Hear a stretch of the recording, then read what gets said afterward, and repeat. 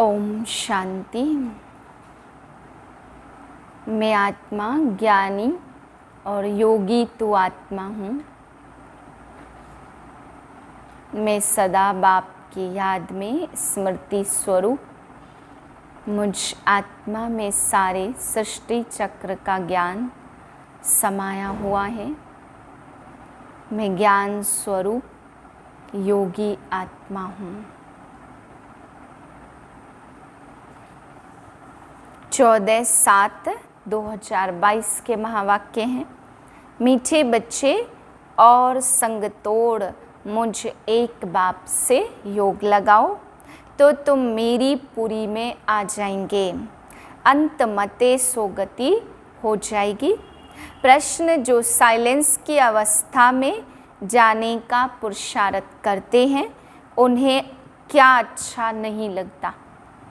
उत्तर है उन्हें घड़ी का आवाज़ भी अच्छा नहीं लगता, क्योंकि स्वदेश इनकॉर्पोरियल वर्ल्ड में कोई भी आवाज़ नहीं है। इसलिए तुम वाणी से परे जाने का पुरुषार्थ करते हो। तुम्हें अशरीरी होकर अपने स्वधर्म में टिकना है। बाबा के देश को बाबा सहित याद करना है। गीत है भक्तों की फरियाद सुनो। भगवानोवाच यह है योग आश्रम, यहाँ तुम बैठे हो योग कमाने। यह परमात्मा तुम आत्माओं से इन ऑर्गेन्स से बात कर रहे हैं। तुम आत्माएं अभी किसकी याद में बैठे हो? आत्मा कहती अहम आत्मा तत्त्वम। हम सब आत्माएं उस परमात्मा की याद में बैठे हैं। यह योग किसने सिखाया? भगवानोवाच मैं सभी आत्माओं का पिता हूँ अथवा फादर हूँ। मैं इस शरीर द्वारा तुमको योग सिखलाने के लिए टीचर बना हूँ। यह तो सहज समझाते कहते हैं जब जब अति धर्म ग्लानि होती तब तब मैं आता हूँ। यह वही कल्प पहले वाले महावाक्य अति साधारण शरीर द्वारा रिपीट हो रहे हैं। कहते हैं कल्प पहले भी यही महावाक्य उच्चारे थे जिसकी गीता बनी हुई है। तो जब धर्म ग्लानि होती अथवा अनेक धर्म आए उपस्थित होते और देवता धर्म का एकदम नाम निशान गुम हो जाता, देवता धर्म वाले अपने को हिंदू कहलाने लग पड़ते। बल पूजते देवताओं को हैं लेकिन कहलाते अपने को हिंदू हैं।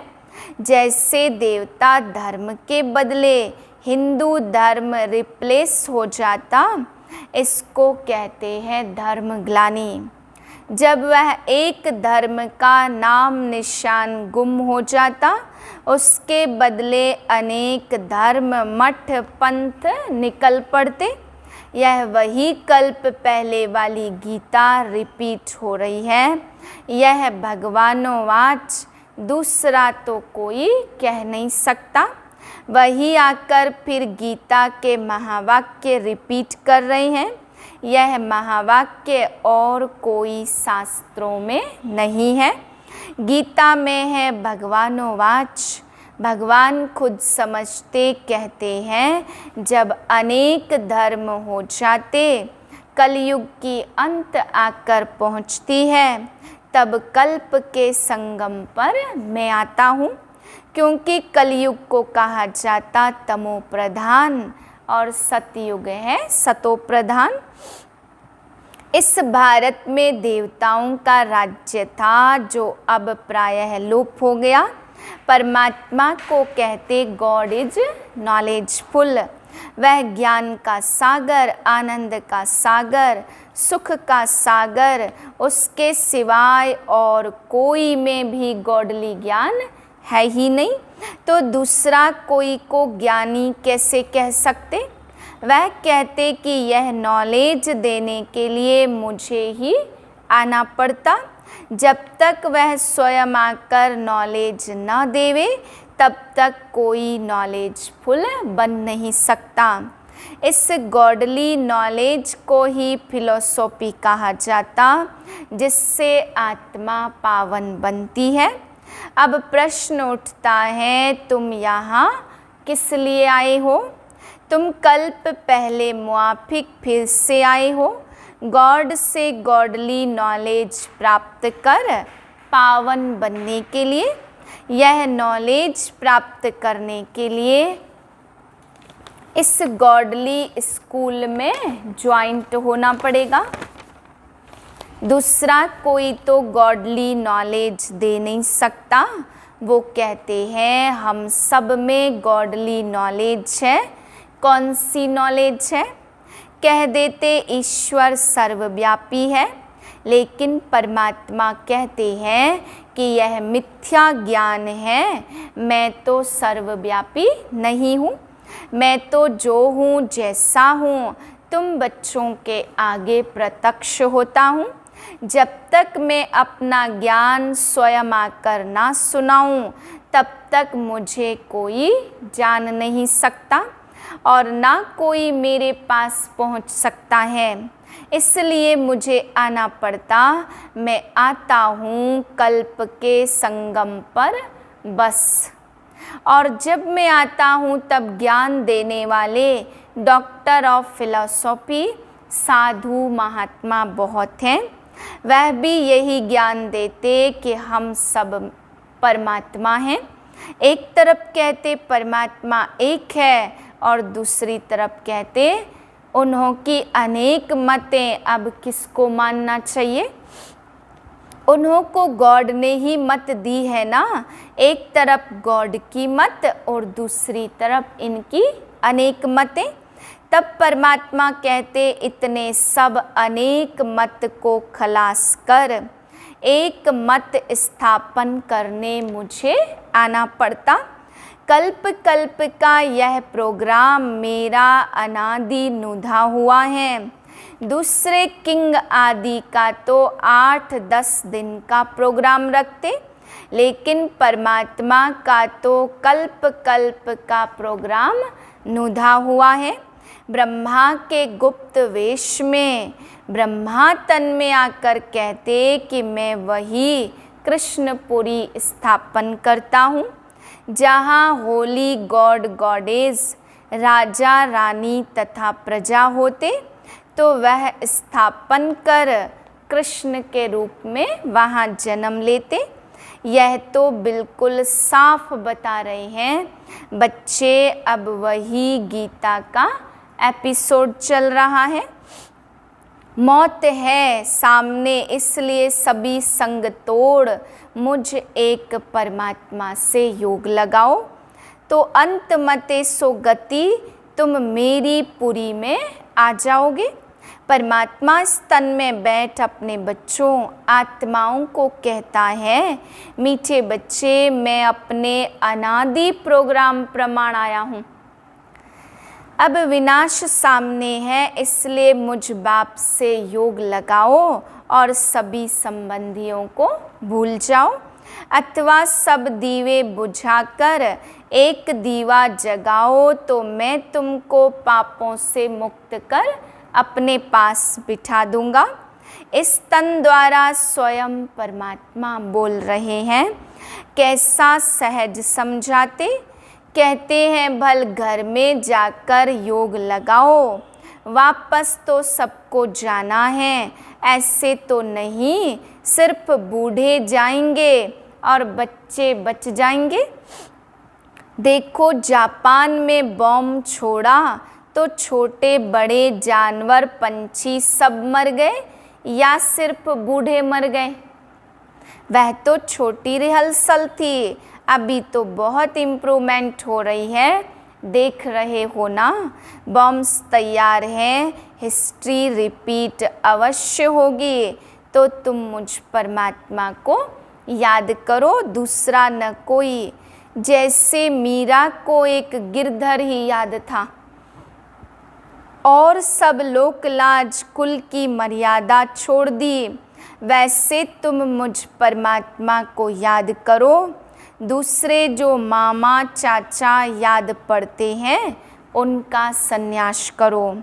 यह सब कलयुग के बंधन है। तुम मेरे से योग लगाने से मेरे से मिल सकते हो। जब अपने को बच्चा समझे, बाबा से योग लगाएं, तब वो खुशी आवे, लेकिन उल्टा योग लगाते तो वह खुशी नहीं आती। यहाँ बहुत आते हैं जो कहते हैं हमारा मन वश नहीं होता, वह आनंद नहीं आता। अब आनंद का सागर तो परमात्मा है, उनसे योग लगाते नहीं तो आनंद कैसे आएगा। पास्ट कर्मों अनुसार सबको अपनी अपनी बुद्धि मिली है, इसमें परमात्मा क्या करे। परमात्मा तो सबको इकट्ठा पढ़ाते, कोई तो यहाँ ही पढ़कर फिर पढ़ाने लग पड़ते, कोई पहली पोथी में ही मुझे हुए हैं, तो यह भी बुद्धि का चमत्कार है। क्लास में भी कोई पहला नंबर आते, कोई फेल होते, क्यों? क्योंकि बुद्धि पर सारा मदार रहता। इसमें परमात्मा क्या करे, सबकी तीक्ष्ण बुद्धि करे तो सभी पहला नंबर आ जाए। जब कोई पर ग्रहचारी होती तो किसकी भी दवाई करो उसका असर नहीं होता, और जब उतरने का टाइम आता तो मिट्टी चपटी से भी बीमारी ठीक हो जाती। तो जब समय आएगा तो पॉइंट भी किसकी बुद्धि को टच हो जाएगी। अभी तो कई सुनते नहीं हैं, आगे चल सुनने लग पड़ेंगे, इसमें हमको राजी रहना पड़ता। परमात्मा के आने जाने ज्ञान सुनाने की गति ही न्यारी है। दूसरी मुरली ओम शांति। घड़ी का भी आवाज़ नहीं चाहिए, क्योंकि अभी हमारी वानप्रस्थ अवस्था है। वाणी से परे, हम वाणी से परे जाते जहाँ इनकॉर्पोरियल वर्ल्ड में आत्माएं रहती, वहाँ वाणी नहीं है, सुप्रीम साइलेंस है। तो इस साइलेंस अवस्था में पहुँचने का पुरुषार्थ करते हैं, इसलिए आवाज़ अच्छा नहीं लगता। उस स्वदेश में आवाज़ नहीं होता, इसलिए वानप्रस्थ अर्थात वाणी से परे जाने के लिए हम पुरुषार्थ करते। वानप्रस्थ का अर्थ ही है निर्वाण देश में जाना, जहाँ हम तुम और सारी दुनिया की सोल्स निवास करती। यह कॉर्पोरियल वर्ल्ड तो है पार्ट बजाने के लिए स्टेज, बाकी बिगर पार्ट वहाँ स्वीट साइलेंस होम में जाकर निवास करते। यह साकार खेल चलता है आकाश तत्व में, और आत्माओं का देश है महतत्व, वह बहुत दूर देश है। तो जो उस साइलेंस देश से योग लगाए बैठते हैं, उनको घड़ी का आवाज़ भी अच्छा नहीं लगता। इसको कहा जाता अपने असली स्वधर्म में टिकना अथवा अशरीरी होकर रहना, अर्थात अपने बाबा के देश को बाबा सहित याद करना, क्योंकि अपना बाबा है उस दूर देश का रहने वाला, वहाँ से आता है इस पराए देश में। पराए देश में क्यों आता है? अपनी बादशाही स्थापन करने और गुप्त वेश में आता। इनका पार्ट है इनकॉग्निटो। जैसे तुम्हारा यह पुराना शरीर है, ऐसे मुझे भी पुराने शरीर में प्रवेश कर इस पुरानी सृष्टि का विनाश और दैवी सृष्टि की स्थापना करने आना पड़ता। तो पुराने घर में जो आएगा तो ज़रूर शरीर भी पुराना लेना पड़ेगा ना। यहाँ नया दिव्य शरीर आए कहाँ से? तो वो भी है इतना पुराना तन जिस तन से श्री कृष्ण की राजधानी स्थापन करते हैं। तो इनके पास जो आते हैं उनको पहले साक्षात्कार भी उस वैकुंठ का होता है। वैकुंठ की बाल लीला, रास लीला देखते हैं अथवा विष्णु का साक्षात्कार करते हैं, क्योंकि अगर सुप्रीम सोल का साक्षात्कार कराए तो वह समझ नहीं सकेंगे कि यह क्या चीज़ है, क्योंकि उस बाप का तो कोई को पता नहीं है कि यह कोई परमात्मा है। बल पूजा करते लेकिन जानते कोई भी नहीं है। तो वो कहते परमात्मा सर्वव्यापी है, तो सब परमात्मा हो गए ना। बाकी शिवलिंग के ऑक्यूपेशन का कोई को भी पता नहीं है कि यह हमारा परमपिता है जो आकर स्थापना, पालना, विनाश करने अर्थ 3 रूप धारण करते। वह तो इसी समय आकर अपना ऑक्यूपेशन बताते और कहते हैं जिसको वैकुंठ की बादशाही का वारिस बनना हो तो वो यहाँ आकर मेरा बच्चा बने। मैं उनको संपूर्ण निर्विकारी बनाए अपनी राजधानी में ले जाऊंगा। यह आता ही है सभी मैली सोल्स को प्यूरिफाई बनाने। इससे प्रकृति भी पवित्र बन जाती है। वहाँ तो सोल्स भी प्योर, तो 5 तत्व भी प्योर होते है ही डीटी वर्ल्ड। तो फिर क्या इस समय वह डिटिज्म की फिलोसॉफी गुम हो गई है। कोई को पता नहीं कि डीटी वर्ल्ड भी यहाँ थी।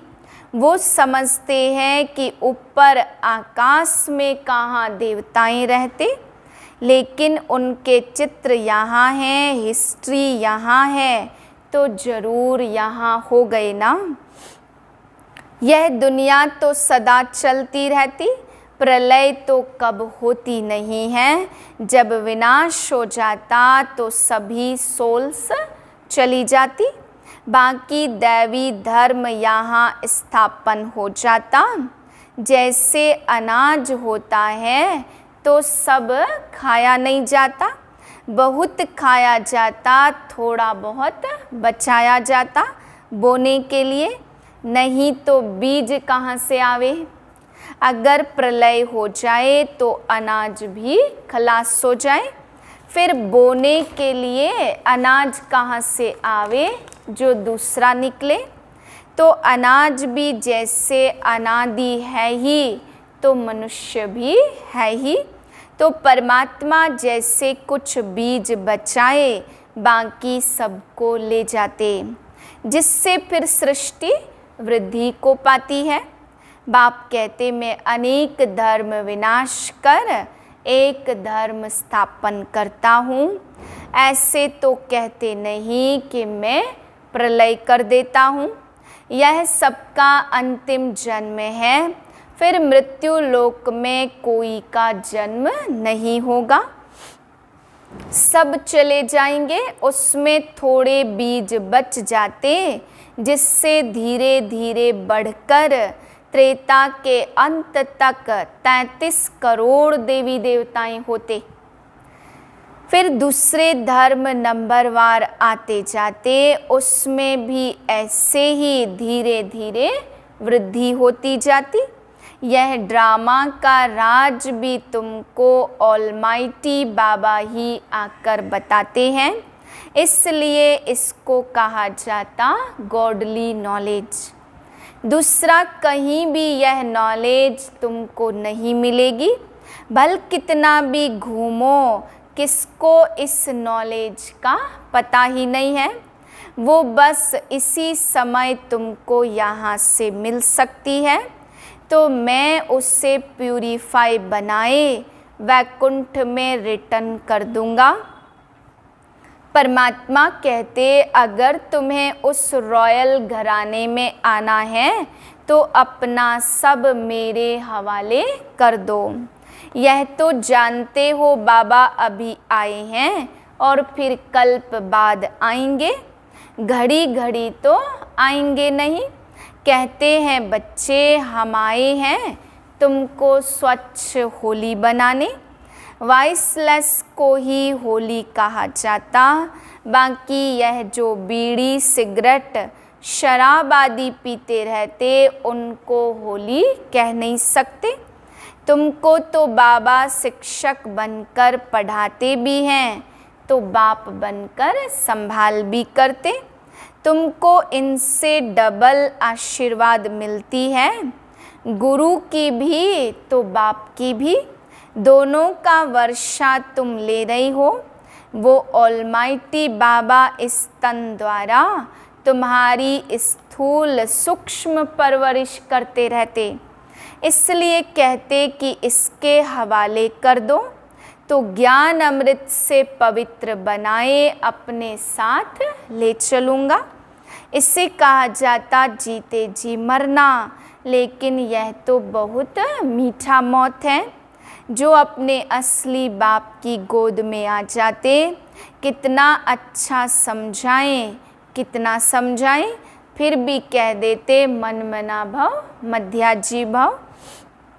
अच्छा मीठे मीठे सिकिलधे बच्चों प्रति माता पिता बाप दादा का याद प्यार गुड मॉर्निंग। रूहानी बाप की रूहानी बच्चों को नमस्ते। हम रूहानी बच्चों की रूहानी बाप को नमस्ते।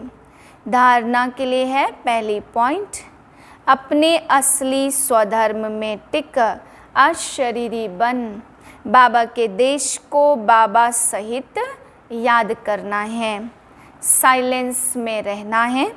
दूसरी पॉइंट, रॉयल घराने में आने के लिए अपना सब कुछ बाप हवाले कर प्यूरीफाई बनाना है। वरदान है बाप द्वारा प्राप्त हुए सर्व खजानों को कार्य में लगाकर बढ़ाने वाले ज्ञानी योगी तू आत्मा भाव। बाप दादा ने बच्चों को सर्व खजानों से संपन्न बनाया है, लेकिन जो समय पर हर खजाने को काम में लगाते उनका खजाना सदा बढ़ता जाता। वे कभी ऐसे नहीं कह सकते कि चाहते तो नहीं थे लेकिन हो गया।